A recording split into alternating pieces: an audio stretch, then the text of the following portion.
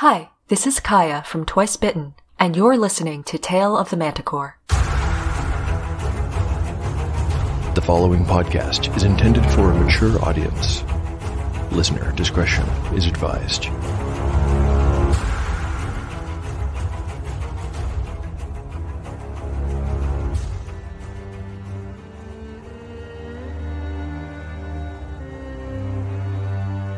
Welcome back to Tale of the Manticore, Season 2. Like the creature from which it takes its name, Tale of the Manticore is a mashup, a crossbreeding between two different species of storytelling. Here, you will find the unpredictability of old-school RPG paper and dice games with the storycraft of a dark fantasy novel. No character is sacred, and no character will be spared if the dice decide their fate is at hand. According to lore, the tail of a manticore is barbed with cruel iron spikes. There will be much pain in the days ahead.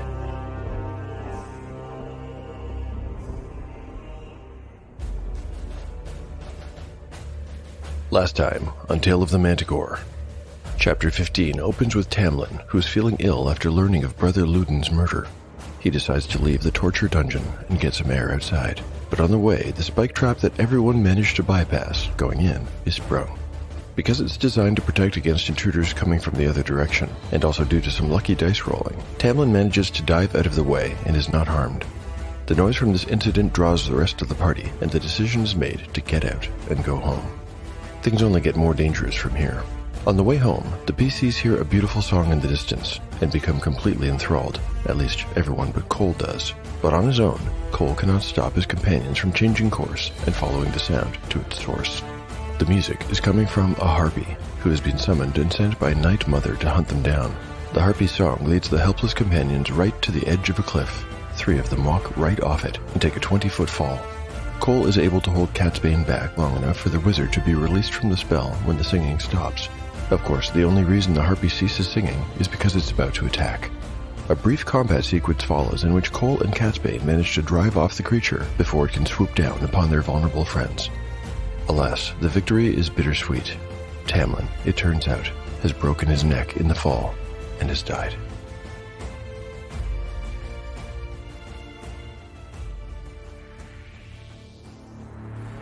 Losing Tam stings. It really does. Even though we're only 16 episodes and a few months into this story, I'd grown fond of him. If this were a tabletop game of D&D, I'd be rolling up a new character right now, and probably another cleric, but to be honest, it's hard for me to imagine replacing him. Maybe for a little while, I'll just stick with a party of 4. You know, something that made Tamlin's death even harder to accept for me is that way back in Season 1, I mean, all the way back in the very beginning of the season, I casually threw out a homebrew ruling that if any character should ever be reduced to exactly 0 hit points, I'd give the party a chance to save them, if it was plausible to do so given their situation. Obviously, in this case, it was not. Tamlin was the only healer, and Shawnee and Yellowfly had just been released from a kind of dream state and taken a hard fall as well. There's no way they would have had the tools, skills, or wherewithal to be of any help to Tamlin. Well, there's nothing else to say about it other than this. Tamlin is now a part of the fabric of this story, and no matter what happens to the characters, the story will always survive. Although it doesn't make up for the loss of Tamlin, there is some good news to share in this episode, because today, Shawnee reaches level 3. Let's get some dice and see what kind of improvements we can make to her character sheet. Maybe, if I'm lucky with the dice, I'll feel a bit better about losing Tamlin. First, Shawnee will get new hit points, rolling a d4 and adding +1 for her constitution bonus. Oh, that's a 4 on the die, meaning Shawnee gets the maximum possible of 5 additional hit points. This brings her up to a new maximum of 13, making her the second toughest member of the group, just after Yellowfly. That is some welcome news. Let's see if her good luck might continue into stat improvement rolls. Getting a d6. A 6 on the die means the ability score in question will go up by 1 point. For strength, a 5. Intelligence, I've got a 2. Wisdom, a 3. Dexterity. Hello, a 6 on dexterity. What could be better? Her 15 becomes a 16. Now, she's been using her skills a lot, so this makes good sense. Does this help her in terms of bonuses, I wonder? Hang on, I'll just go and check. I'll be right back. Okay, I'm back and I've checked the rules. More good news. Her missile attacks and armor class are both now at +2 instead of +1. Well, that's a huge improvement. Very exciting stuff. And we're still not done. How about Constitution? A 5. Well, perhaps Charisma? A 2 on the die. Okay, well, I'm not complaining. All this good stuff is in addition to her usual class abilities going up by roughly 5% each. She's reaching the point where she'll soon really be able to contribute to the party as a thief instead of just as an archer. Well, that was one sweet level up, and you know what? I think I do feel better.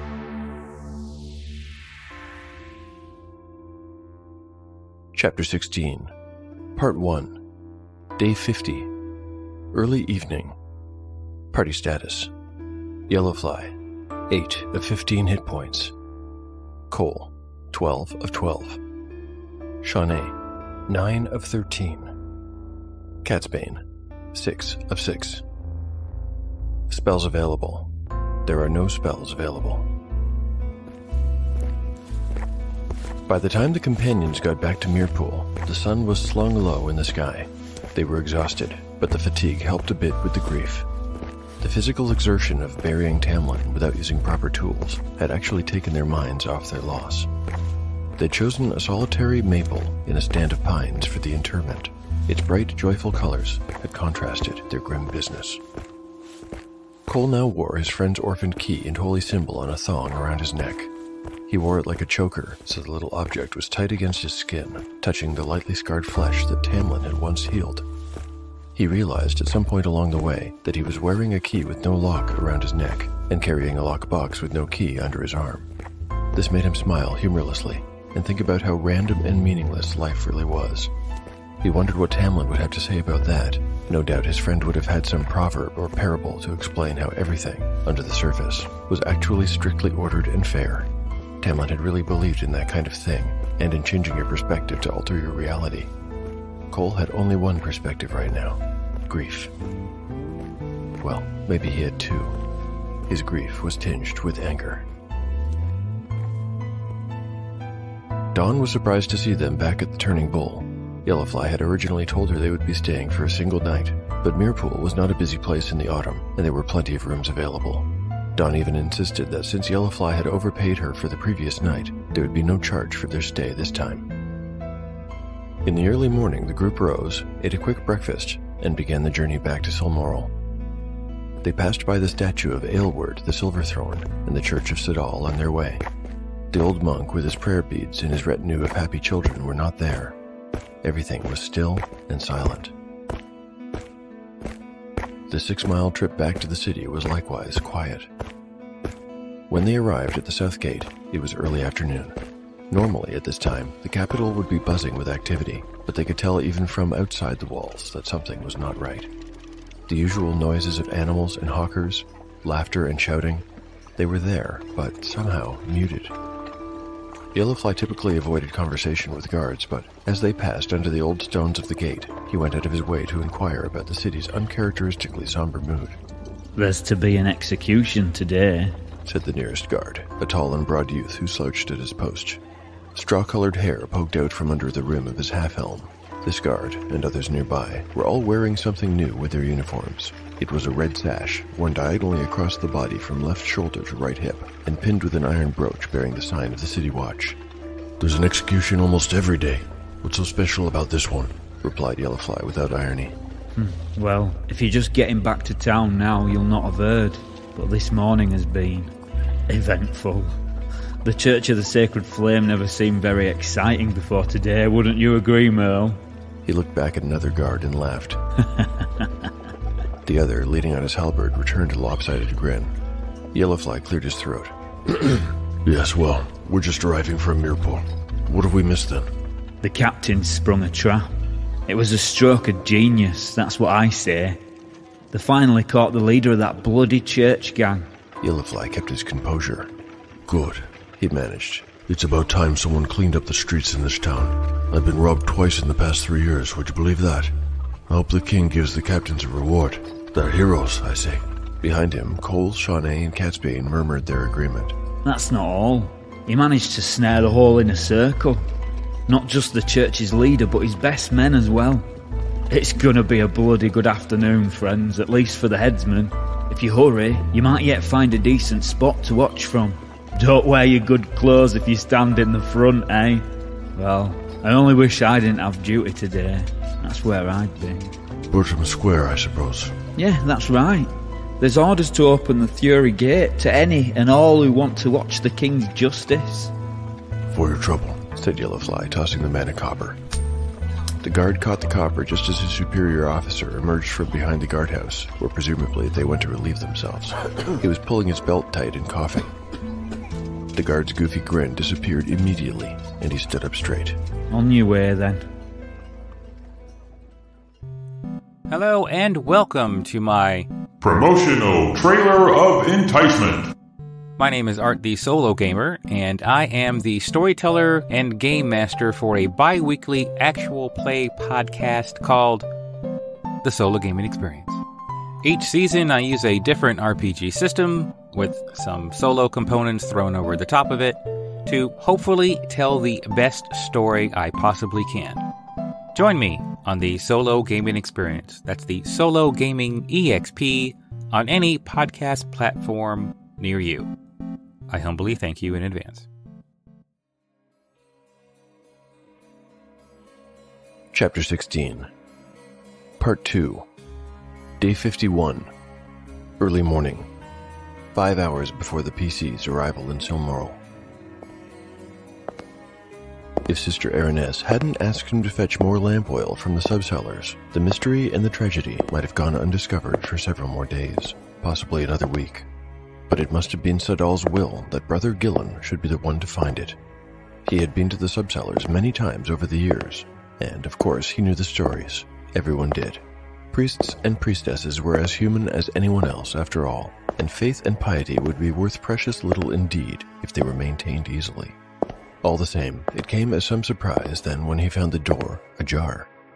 He remembered now how he had looked at it dumbly for a few seconds before reaching out to touch it.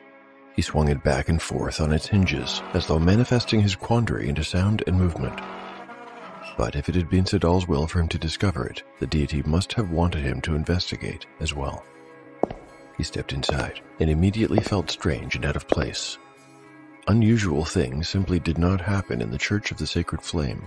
This church was about the most ordinary place in all of Marith. Brother Gillen cinched his hempen belt and gripped his holy symbol, a copper sun on a disc of iron. He nodded to himself once and then entered the secret passage, but his nerve began to ebb away with each step. It was dark, and he had gotten no more than a dozen steps in before he was plunged into total blackness. He retreated and stood before the iron grate once again, thinking. He hadn't brought a lamp with him, but there were several spares kept along with the reserve stock of oil. He quickly found one, filled it, lit it, and re-entered the passage before his nerve could desert him. Once again, the feeling of being where he should not be returned. The Church of Sadal was his home. Brother Gillen probably knew every cracked brick and uneven step in the entire temple, but here he was, in his home, and simultaneously, a stranger. His lamplight bobbed against walls stained with damp and draped in broken cobwebs as he walked carefully forward. Eventually, he came to a narrow flight of stairs. By now, his heart was beating hard. He could feel it pulsing in his neck. He took the stairs one by one, and with each step, his heart told him to turn and run. But he continued, and eventually found himself in a second hall. It was narrow and straight, and here and there graffiti had been scratched into the walls, vulgar pictures that had no place in a temple of good.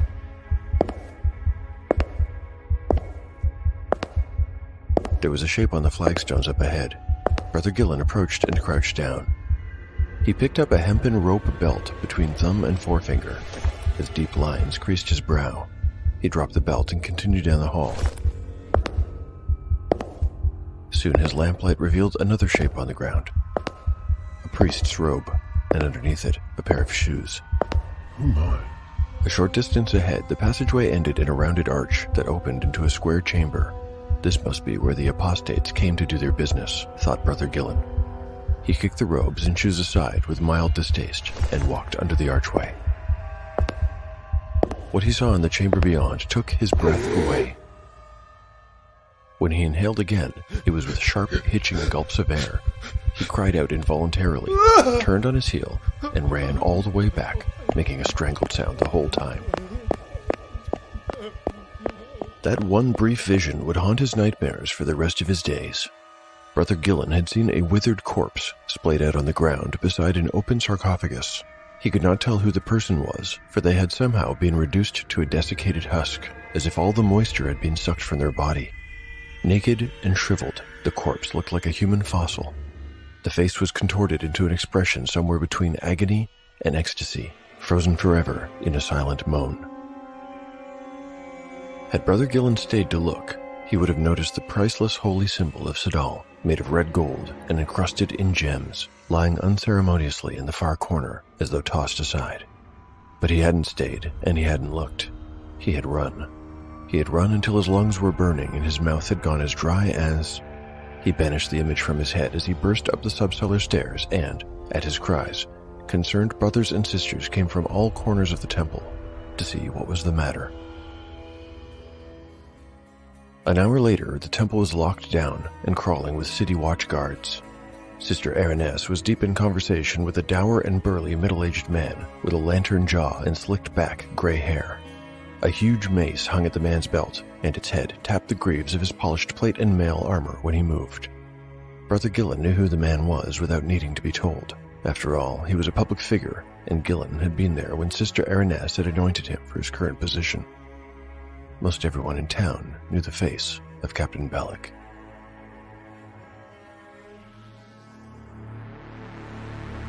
Captain Bellick is a very dangerous adversary. He's strong and can handle himself in a fight, that's a given, but he is also cunning. While he lacks the extensive formal education of someone like Catsbane, for example, he is no simpleton, and more often than not, he finds a way to occupy the power position in any given situation.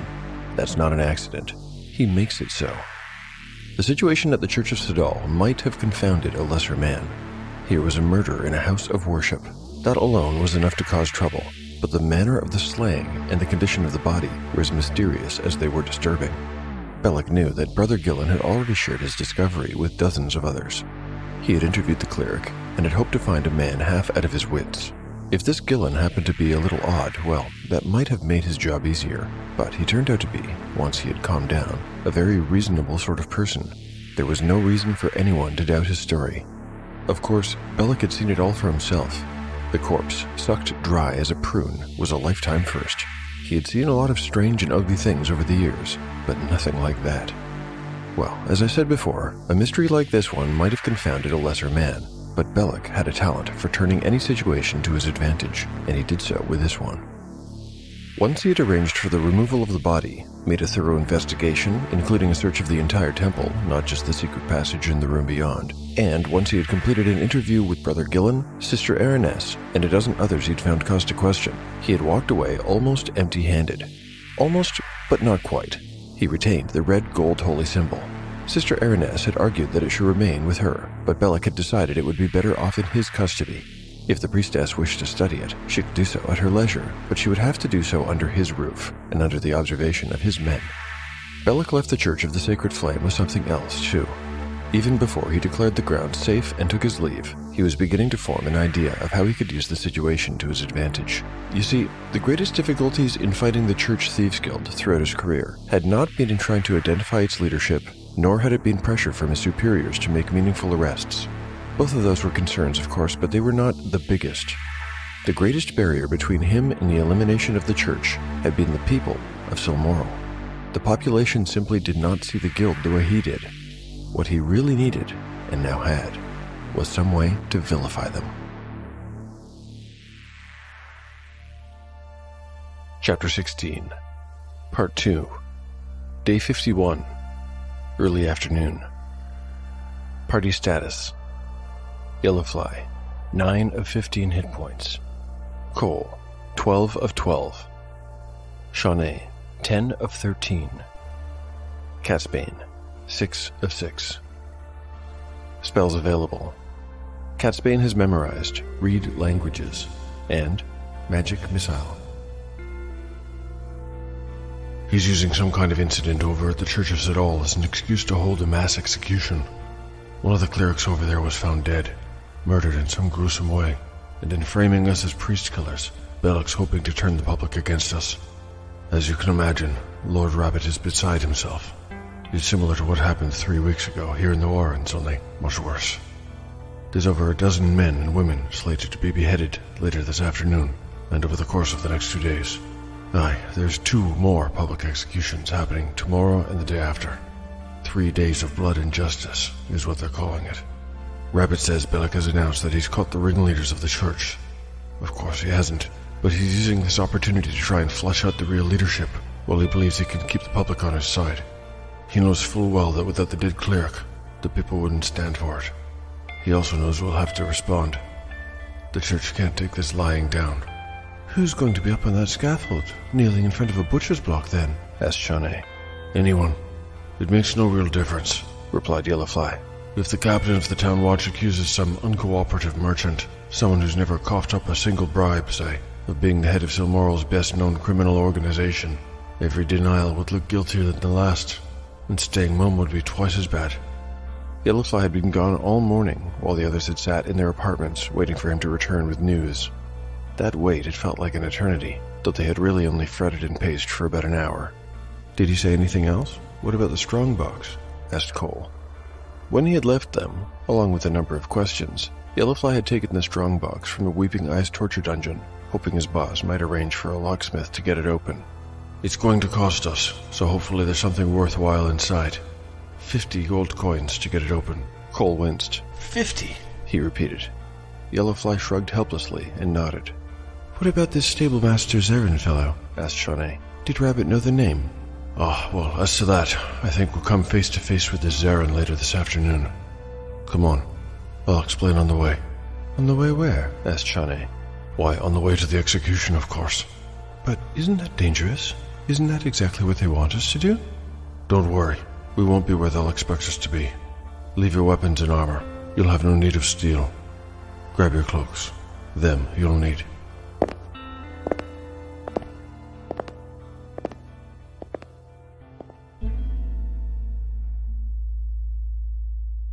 Chapter 16, Part 3, Day 51, Early Afternoon.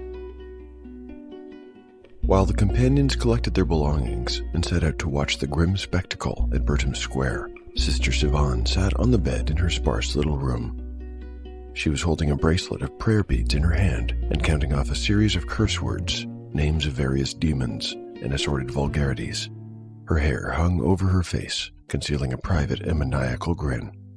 Every so often, a little laugh escaped her perfect lips.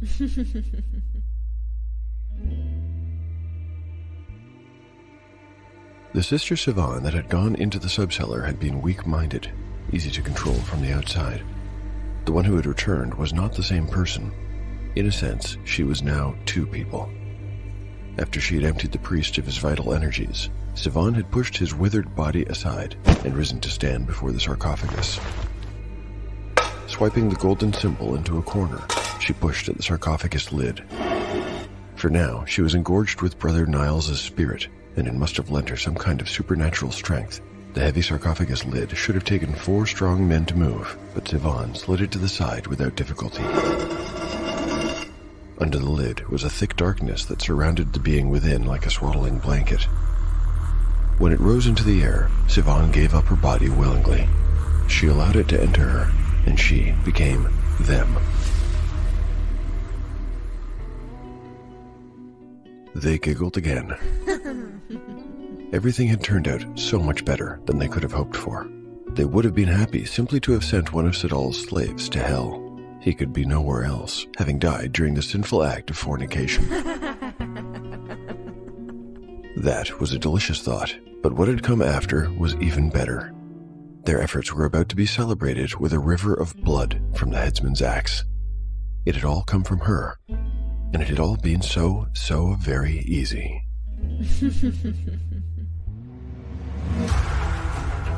Thank you very much for listening to Tale of the Manticore. If you like what you've heard and would like to lend your support, there are lots of ways to help. You can recommend the show online or to friends. You can like and retweet episode announcements on Twitter. You can purchase One Shot in the Dark or the Pendulum World Building Tool, each priced at under $2, or pick up a free copy of Encyclopedia Manticorica on DriveThruRPG. Finally, you can rate or review the show on your podcatcher of choice. All of these things make a real difference to the success of the show. As you know, I like to share your generous listener reviews. This one is on the Podbean app, and was posted by Korth910. Korth910 writes, "You've created something truly wonderful and is amazing to listen to. It's inspired me to get back into TTRPGing again and to try a solo RPG. For the first time, I'm enjoying keeping a journal from the view of the characters. It is so much fun. Thanks for the inspiration." Thanks a million, Korth910. Isn't it crazy that journaling about characters in a solo RPG game can produce something so deep and involving? I hope that others will follow your lead and give solo RPGs a try. I would have written it off as pointless and laughable before I gave it a shot.